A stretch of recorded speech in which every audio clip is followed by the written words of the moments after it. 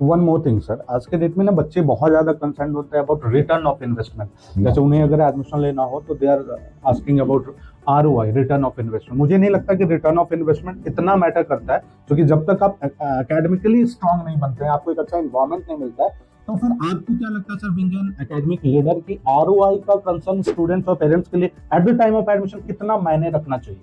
देखो, आरओआई का डेफिनेशन मुझे समझ में नहीं आ रही। जैसे अगर हम बात करते हैं, आप ट्यूशन फीस इंक्लूड कर रहे हो, आरओआई का मतलब मेरे हिसाब से होना चाहिए कि return of your time you're giving. जो कभी आपको कहीं पे 10 लाख दे रहे होंगे, कहीं पे 12 दे रहे होंगे, कहीं पे 15 दे रहे होंगे, बिल्कुल इससे ज्यादा डिफरेंस नहीं है ना। नहीं है। It is only the money. आपने 10 लाख लगाया, कहीं पे 15 लाख लगाया, लेकिन आपने वो 5 लाख ज्यादा लगाया या आपने 10 लाख रुपए लगा रहे हो, वो आपका रिटर्न ऑफ योर टाइम होना चाहिए। Not it should not be calculated with the return of your financial involvement in your education.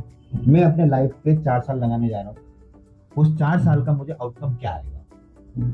May be जैसे सेम हो गया, आपको केवल पेट भरना है या स्वाद लेना है, दोनों में बहुत डिफरेंस है। बिल्कुल।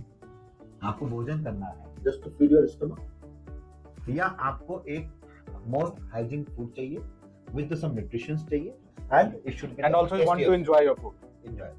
तो आप जो पे कर रहे हो, वो आप केवल just to feed your stomach के लिए नहीं कर रहे हो। बिल्कुल।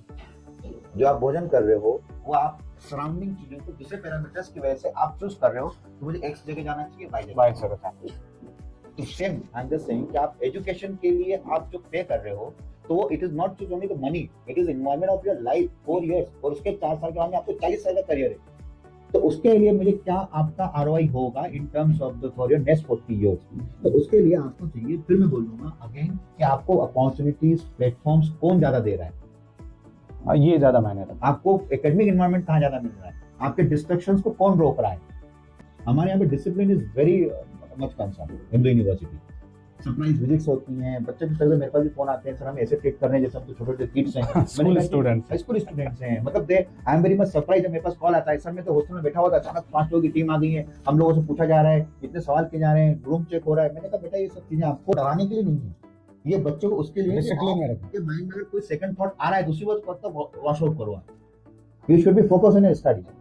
तो ये बहुत जरूरी है, जो हम बच्चों पे हमारा बहुत ज्यादा कंसर्न है उस चीज को लेकर। मैनेजमेंट का बहुत बड़ा कंसर्न है कि बच्चों को डिस्टर्ब नहीं होना है, जो ऑब्जेक्टिव यूनिवर्सिटी में आया हुआ है वो उसका फुलफिल होना चाहिए। तभी तो हम लिख पा रहे हैं। 1200 बच्चों को हमने प्लेसमेंट कराया हुआ है।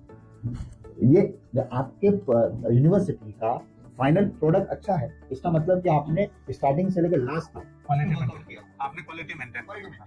मतलब आपके according sir, the time they are investing is more important than investment of money. Time का रिटर्न मिलना है।